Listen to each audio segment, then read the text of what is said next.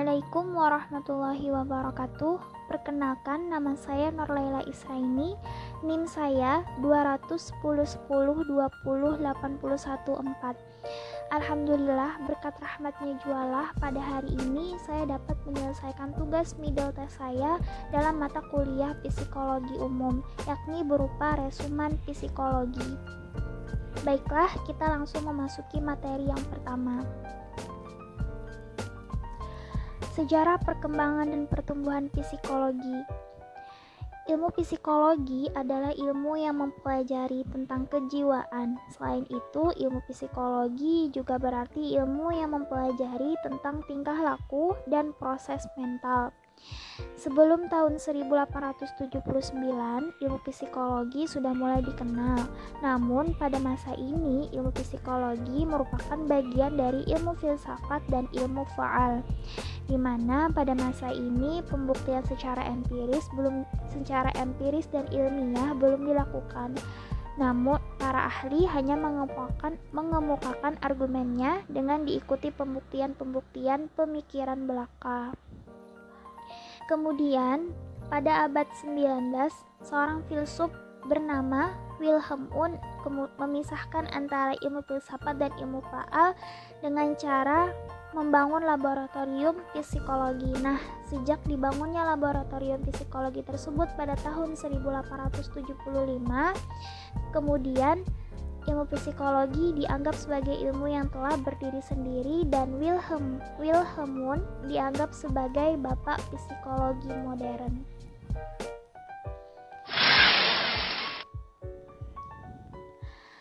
Adapun fase-fase psikologi yaitu ada dua, ada fase psikologi kuno. Pada fase ini ahli psikologi juga merupakan ahli filsafat. Nah, masa ini itu ada dua tokoh yang sangat berpengaruh yaitu Plato dan Aristoteles. Pada masa ini kedua filsuf mengemukakan tentang jiwa dan badan atau dualisme. Masa psikologi kuno ini yaitu masa sebelum tahun 1879. Yang kedua, ada psikologi sebagai ilmu yang berdiri sendiri. Psikologi sebagai ilmu yang berdiri sendiri ini ditandai dengan dibangunnya sebuah laboratorium psikologi pada tahun 1875 di Leipzig yang didirikan oleh Wilhelm Wundt. Itu menandai bahwa psikologi dianggap sebagai ilmu yang berdiri sendiri.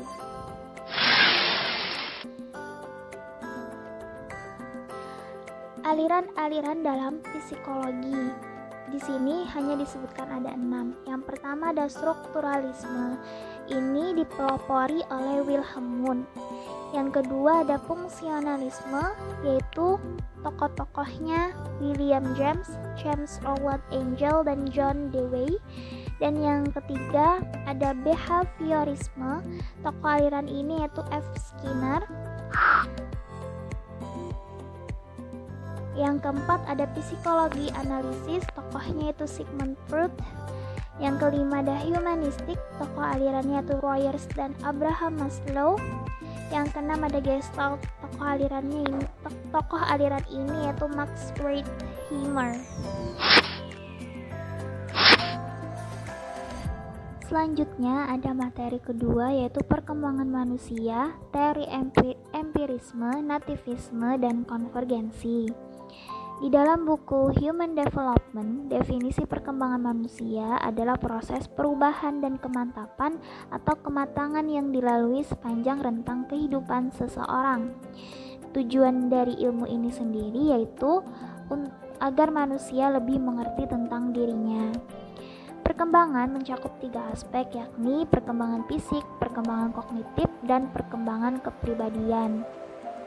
Perubahan dan kemantapan perkembangan mencakup pada perkembangan fisik yang meliputi pertumbuhan tubuh dan otak, sensori, keterampilan, dan kesehatan.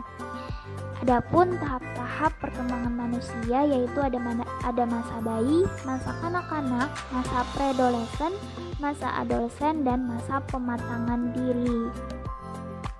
Papalia et al. Beberapa faktor yang mempengaruhi perkembangan yaitu ada keturunan, lingkungan, kematangan, keluarga, status sosial, budaya, dan ras atau suku. Teori-teori perkembangan manusia. Yang pertama ada teori empirisme. Istilah teori ini berasal dari bahasa Yunani yaitu empiria yang artinya coba-coba atau pelajaran masa lalu. Teori empirisme ialah teori psikologi pendidikan yang mementingkan stimulasi eksternal dalam individu dan perkembangan individu tergantung dari keadaan lingkungannya di mana dia berada. Nah, jadi kalau teori empirisme ini perkembangan seorang individu itu tergantung pada lingkungan dia tinggal, sedangkan pembawaan itu tidak berpengaruh sama sekali. Tokoh perintis teori empirisme ini yaitu seorang filsuf Inggris bernama John Locke yang beliau mengembangkan teori tabula rasa, yakni individu lahir ke masyarakat bagaikan kertas putih yang bersih. Yang kedua ada teori nativisme. Nah, teori nativisme ini merupakan kata dasar dari bahasa Latin yakni natus yang artinya lahir atau nativus yang artinya kelahiran. Menurut aliran ini, pendidikan tidak dapat mengubah sifat-sifat pembawaan. Pendidikan dan lingkungan tidak berpengaruh sama sekali dan tidak berkuasa dalam perkembangan seorang anak. Jadi, kalau teori nativisme ini berbanding terbalik dengan teori empirisme. Teori nativisme mengatakan bahwa pembawaan itu tidak dapat dirubah. Pembawaan itu tetap ada di dalam seorang individu. Nah, jadi perkembangan seorang individu itu dipengaruhi oleh pembawaannya, bukan dari lingkungan dia tinggal. Tokoh nativisme ini adalah seorang filsuf dari Jerman yang bernama Arthur Schopenhauer. Yang ketiga ada teori konvergensi. Nah, aliran konvergensi ini berasal dari kata konvergen yang artinya bersifat menuju satu titik temuan. Aliran ini berpandangan bahwa perkembangan individu itu baik dasar, bakat atau keturunan maupun lingkungan, keduanya memainkan peranan penting. Nah, jadi kalau teori konvergensi ini merupakan teori penggabungan dari teori empirisme dan juga nativisme. Teori konvergensi mengatakan bahwa lingkungan di mana dia tinggal juga pembawaan yang dia miliki itu sama-sama berpengaruh dan sama-sama pentingnya. Perintis aliran teori konvergensi ini adalah seorang filsuf dari Jerman yang bernama William Strand. Adapun dari ketiga aliran tersebut yang memiliki kelemahan adalah dua aliran pertama, yakni aliran empirisme dan juga aliran nativisme, dan yang paling diterima oleh masyarakat luas itu adalah teori konvergensi ini.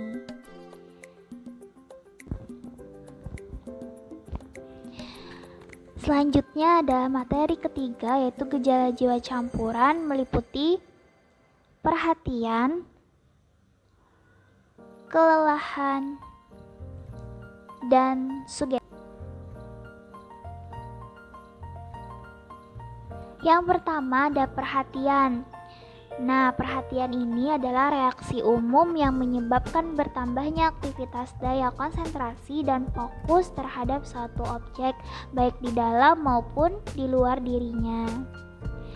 Macam-macam perhatian yaitu ada perhatian spontan dan disengaja, statis dan dinamis, konsentratif dan distributif, sempit dan luas, serta fiktif dan fluktuatif.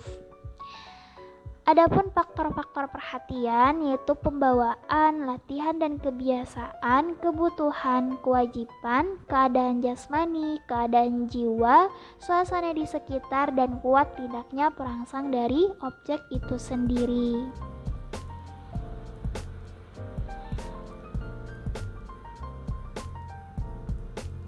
Yang kedua ada kelelahan. Kelelahan sendiri berarti sesuatu keadaan atau kondisi baik jasmani atau psikis, bukan suatu dorongan tertentu. Gejala berkurangnya tenaga manusia untuk melakukan sesuatu disebut juga dengan kelelahan. Adapun macam-macam kelelahan yaitu ada kelelahan jasmani dan kelelahan rohani. Kelelahan jasmani yaitu kekuatan fisik berkurang sehingga tidak dapat melakukan suatu pekerjaan secara maksimal. Kalau kelelahan rohani yaitu kekuatan jiwa yang berkurang sehingga tidak dapat melakukan pekerjaan fisikis dengan semestinya. Teori-teori kelelahan yaitu ada teori inteksiasi dan teori biologis. Kalau teori inteksiasi yaitu adalah teori inteksiasi ini lebih mengacu kepada bagaimana gejala kelelahan itu timbul, yaitu karena adanya suatu ampas dari hasil sisa pertukaran zat, peredaran darah, dan pembakaran. Itu teori inteksiasi. Kalaupun teori biologis ini, teori ini dikemukakan oleh seorang ahli yang bernama Thorndike. Beliau mengatakan bahwa apabila seorang individu atau seorang manusia melakukan pekerjaan terlalu lama, maka akan ada dua kemungkinan. Yang pertama, adanya pengurangan tenaga pada manusia. Nah, hal ini dapat menyebabkan gejala kelelahan. Dan yang kedua, adanya apabila kita melakukan pekerjaan terlalu lama akan timbul perasaan bosan. Dengan perasaan bosan itulah kita melakukan pekerjaan kurang puas jadinya. Nah, hal yang dirasakan ini pun sama dengan gejala kelelahan. Yang ketiga ada sugesti. Nah, sugesti ini adalah sesuatu proses di mana seorang individu menerima suatu pernyataan dari orang lain tanpa adanya kritik terlebih dahulu. Jadi, sugesti ini adalah mengambil saran dari orang lain tanpa adanya kritik. Nah, sugesti dibedakan menjadi 3, yaitu sugesti kerumunan, sugesti negatif, dan sugesti prestis. Kalau sugesti kerumunan itu adalah sugesti yang penerimaannya bukan didasarkan penalaran, akan tetapi karena adanya kerumunan atau keanggotaan. Sedangkan sugesti negatif itu adalah sugesti yang ditujukan untuk menghasilkan tekanan-tekanan atau ancaman tertentu. Dan yang ketiga ada sugesti prestis. Nah, sugesti prestis ini adalah sugesti yang didasarkan pada prestis orang lain atau wibawa dari orang lain. Cara-cara menyugesti yaitu ada membujuk, memuji, menakuti, dan menunjukkan kekurangan dan kelebihan.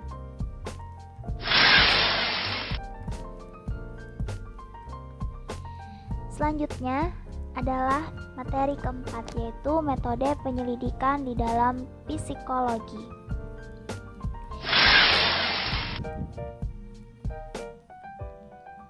Yang pertama ada pengertian.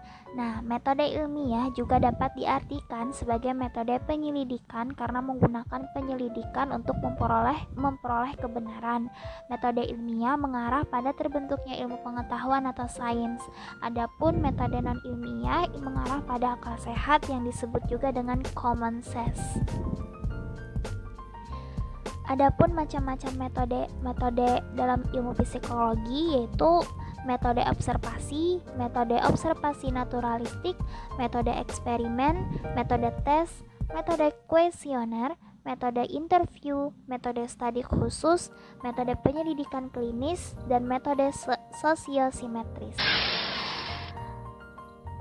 Dan materi yang terakhir yaitu aliran-aliran psikologi.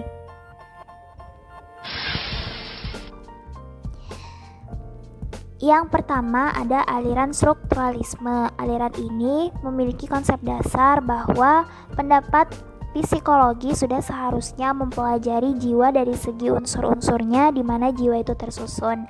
Adapun tokoh-tokoh dari aliran strukturalisme ini yaitu Wilhelm Wundt, Edward Bradford Titchener, dan Hermann Ebbinghaus. Perlu diketahui bahwa aliran strukturalisme ini pertama kali dikemukakan oleh Wilhelm Wundt.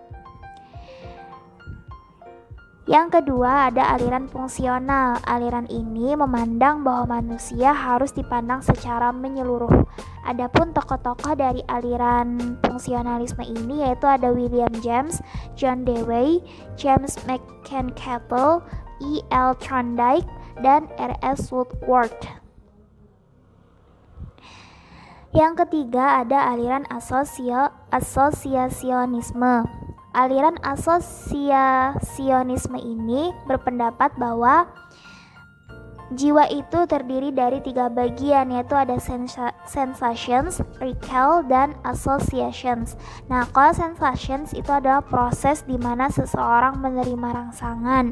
Kalau recall itu adalah proses di mana seseorang memproduksi kembali sesuatu yang pernah dirasakan atau dialami. Sedangkan associations itu adalah proses terjadinya penggabungan antara satu rangsangan dengan rangsangan yang lainnya.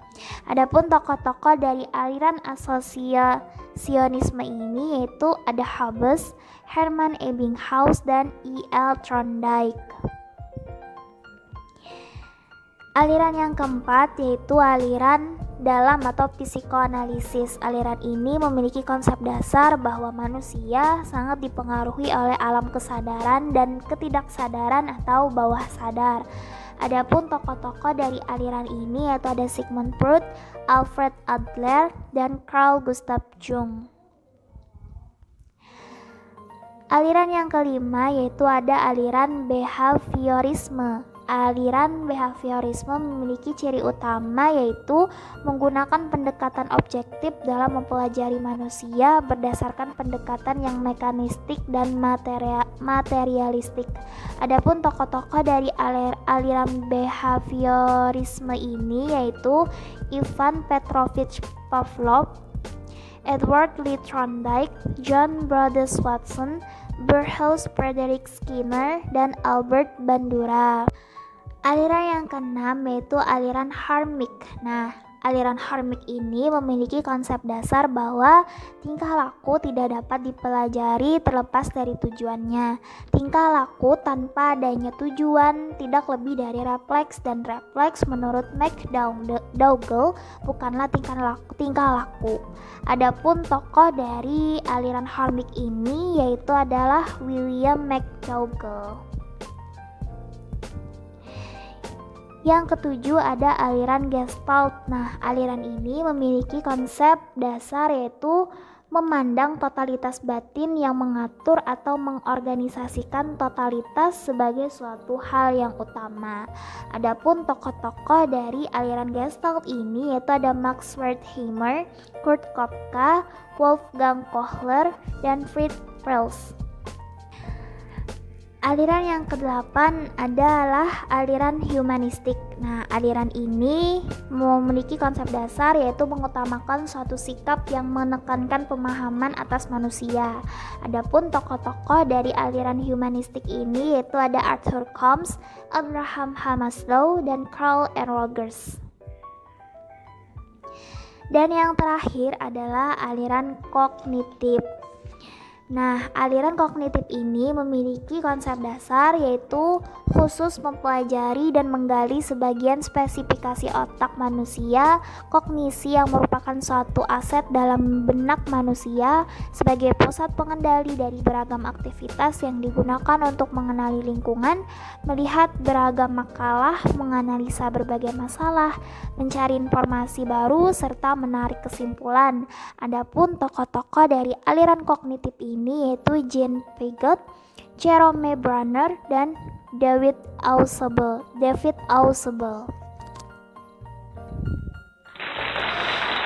Sekian resuman dari saya. Mohon maaf apabila ada kata-kata yang kurang berkenan di hati para pembaca dan pendengar. Akhir kata saya ucapkan Assalamualaikum warahmatullahi wabarakatuh. Terima kasih telah menyaksikan.